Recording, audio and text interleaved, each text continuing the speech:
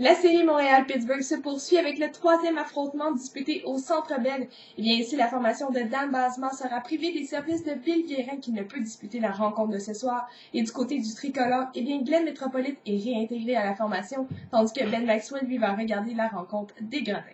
Et bien, en première période, c'est le quatrième trio du Canadien qui provoque des étincelles et qui entraîne la première pénalité dans ce match lorsqu'on fait sauter les patins de Glenn Metropolite.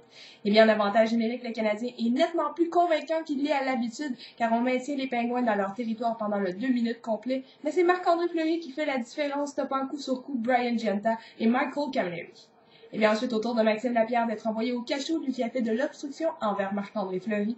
Et puis vous savez que c'est une période qui est disputée à vive allure, très peu d'arrêts de jeu. Le Canadien maintient un bon effort collectif offensif et puis va restreindre surtout les Pingouins à 3 lancés seulement en première contre 7 pour le Canadien, qui s'en tire plutôt bien. Et puis en deuxième période, il y a de la frustration dans l'air, il fallait s'en attendre. On se bouscule devant le filet et il y aura 3 joueurs chassés sur cette séquence. Marc-André Bergeron, Maxime Lapierre et le détestable Matt Cook seront tous trois chassés pour rudesse.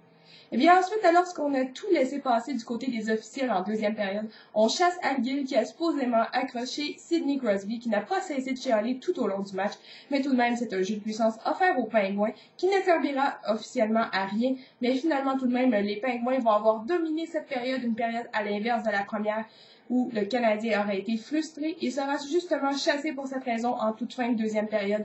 Al Gill et Josh Georges sont envoyés au cachot. C'est donc dire qu'en troisième période, le Canadien doit se défendre sans son meilleur duo défensif.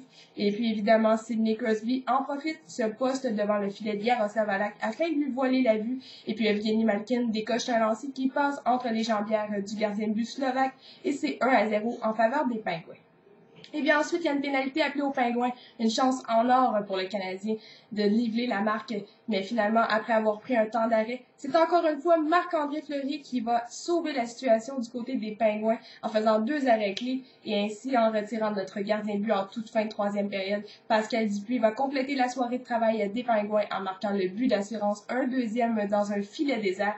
Et c'est donc dire que les Pingouins mènent 2-1 dans cette série. Ils l'ont emporté ce soir par blanchissage 2-0 aux dépens du Canadien. Et le prochain match, le quatrième affrontement entre ces deux équipes, sera disputé jeudi soir, ce qui sera du coup notre prochain rendez-vous.